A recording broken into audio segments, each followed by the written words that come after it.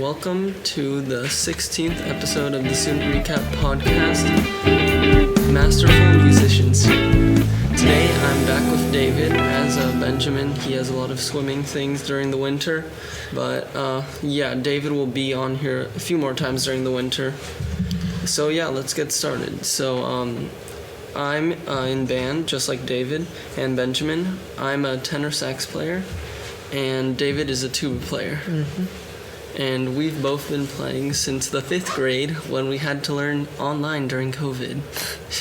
I was playing French horn in 5th grade. I switched in 7th grade to tuba because of the way my embouchure grew. It wouldn't work with high notes. Mm-hmm. So I decided just switch all the way down to the lowest instrument possible. And so that's how I play tuba now.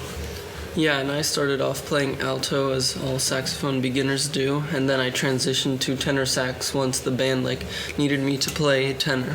And it's actually been a little bit more fun because I like that it has a deeper sound and it's more resonant. And the alto, it's very high pitched. I don't know.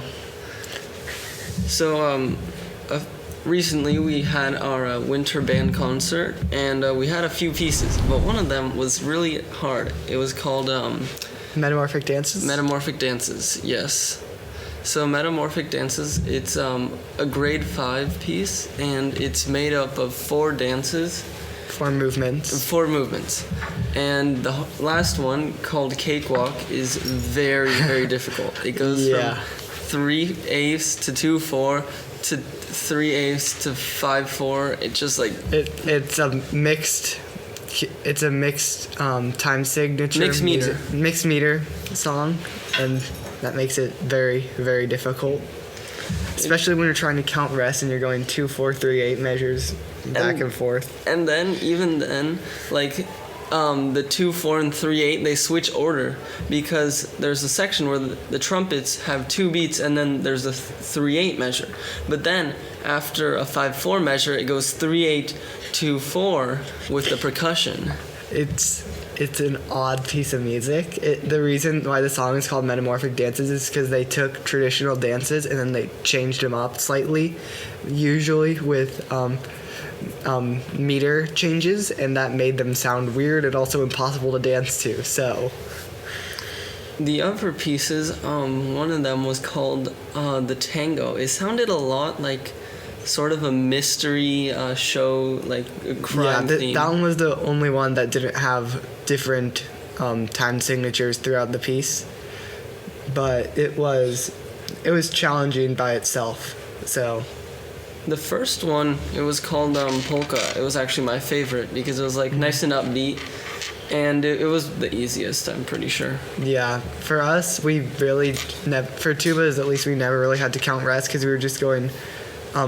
We were just doing the classic tuba song where we go bum bum bum bum bum bum bum bum, which is, I think we had multiple songs in that concert where we did that the whole time. So definitely, as both low caliber instruments, David and I do not have the most wide ranging amount of notes in a song, or wide ranging rhythms. Rhythms also. Yeah, because, in my solos that I have, I can usually go the full range within that solo, but these songs, it's probably all within the staff for me. I mean, I can't say the same because tuba notes are traditionally under the bass clef. Yeah, under the bass clef. But they're all within the easier range for me. And something that David would not like to hear, that flutes actually use more air than him, even though the tuba is a massive instrument. I know that. Yeah. It's weird. The smallest instrument in the band uses the most air, but that's just how it goes. It's because they're just blowing into it with no embouchure. It's getting lost as you blow. But flutes get fun parts. Tubas do not, so tuba is the harder instrument. Actually, in one of our other songs, it was called Rest. It was a slow piece. The oboe got a really cool part. Yeah. They had a full-on solo. For half the song, I feel like. For half the song, yes. I got a solo in Jingle Bells for 4 measures. Well, are there any other tenor saxophones? No. So whenever it's just the tenor, you get a solo. Yeah, but everybody could hear dun dun dun dun Yep. dun dun. Yeah, well, Rafa, whenever it's a tenor section feature, you get a solo. That's not the same for every instrument. Yeah. Like, a flute solo is a lot more impressive than a tenor sax solo when there's only one tenor sax in the band. And even though David didn't audition this year, in past years we've both applied to the TPSMEA region Yeah, band. I'm probably going to do it next year. I wish you had done it this year because it's... The songs were too hard. The etudes were too hard for me. Oh yeah, I heard they chose like the hardest year of Yes. songs. And the middle school to upper school switch is a lot, especially with etudes that were that hard. Yeah, the brass one, they had to go. Yeah, that's not even the hardest part. The hardest part is when they have you jumping intervals with embouchures, and that's not fun because, like, when you're jumping intervals that hard and you have to use only your embouchure, it's like zoom, super fast changes, and that's not easy. Luckily, I do not have to change my embouchure at all, except for when I'm doing vibrato or if it's like a chromatic scale. Yeah. Wait, so on a chromatic scale on a tuba, you just there's the 4 valves. Yeah. But you're changing your embouchure because obviously those 4 valves aren't going to make all the notes. For chromatic scales on brass instruments, you have a fingering pattern where for tuba it's open, 2, 1, 1, 2, or 3, and then you go 2, 3, 4, 2, 4, open. That's the fingering pattern, and then you just repeat it. And you just don't go as far down for certain intervals, and then you slowly change your embouchure with it. That chromatic scales are really easy on brass instruments once you get the fingering pattern down because you barely have to change your embouchure at all. It's just a gradual shift up or down. Trombone has it easiest because they just like go out, come back in, go out, come back in. Yeah, the only thing about trombone is that you have to know exactly where each position is, and it's like you're playing and it's like, that's close enough. But because of that, they're the easiest instrument to tune. And also the trigger trombones are like even easier than that because you can just press the button. Yeah, I think the trigger brings it out to 6, and they have 7 positions, so... Speaking of weird instruments, have you ever heard of the contrabass flute? What? Basically, it's this massive, like 6-foot tall flute. Why? That only a few exist in the world, and they're each like $20,000, and only a few symphonies have them. Why do you need a flute that plays low notes? There are other instruments for that. I have no idea, but it's just a really weird instrument, and it has like the lowest range of any flute. And then there's also the other like weird contrabass instruments, like a contrabassoon and a contrabass saxophone, which are also like really low. And I think the contrabass saxophone even goes into the bass clef where you are. Yeah, there's also a for the really big symphonies, they have like giant tubas that are they're either 1.5 or 2 times the size of a traditional tuba, and they're huge. And it takes so much air to play those. I would not be able to play those for an extended period of time whatsoever. But something from like a long time ago. So when the saxophone was being created, they actually created one that was in tune to a piano. It's called a C melody because it's in the key of C, such as a piano. But it sounds so weird because it's just not meant to be like that. Oh. Brass instruments also have alternate keys, I guess. Yeah. Like there's the E flat tuba. I play a B flat tuba, which is like the traditional concert tuba. Mm-hmm. But there are different tubas that are higher or lower. Like there's F tubas, there's E flat tubas. And that's the same with most brass instruments. Most brass instruments you can find a version that is either shifted higher or lower and has different fingerings. Yeah, I've never played one of those weird instruments, and I do not want to in the future.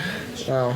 The different keyed brass instruments aren't exactly weird. They use it in concert bands for different parts. Like they'll usually songs are generally shifting into higher registers, and so a lot of the times people or tuba players will learn to play a higher keyed tuba to make it easier to play those notes. Like my tuba private lessons teacher, Mr. Blanchard, uses an E flat tuba, I believe, which is higher than a B flat tuba. Oh yeah, my lesson teacher for saxophone, he actually has an English horn, which is like an oboe, but it has a bell at the bottom. And it's a really niche instrument. Not too many like symphonies or even small musical groups play it. That sounds weird. Yeah, you'd have to look it up. Oh, also we were talking about this. So during pep band, our band has to like perform at the football games, and David, he has to play what I call the PVC tuba, the sousaphone. It is a sousaphone, and it's made of fiberglass for the most part, because if it were made of brass all the way through, it would be super heavy and very few people would be able to carry it.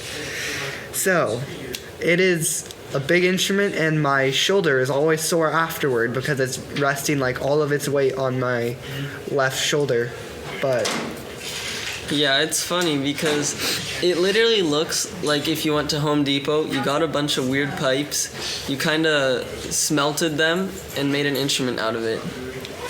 I mean, you have to actually assemble it like you do with French horn or not French horn, trombone or most woodwinds. Yes. But it is a big thing.